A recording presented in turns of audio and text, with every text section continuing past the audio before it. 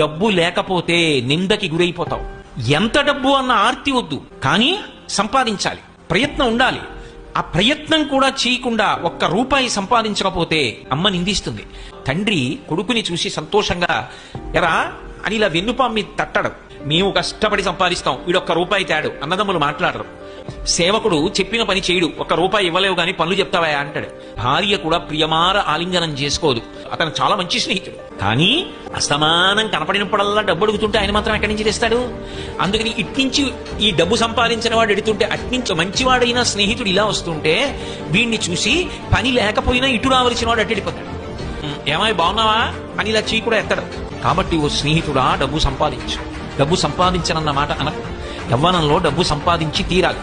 కాబట్టి ఆ డబ్బు చేత లోకమనందు సమస్తమైన సుఖములు కలుగుతాయి. కానీ ఒక్కటి గుర్తుపెట్టుకో, నీతి తప్పి సంపాదించవద్దు.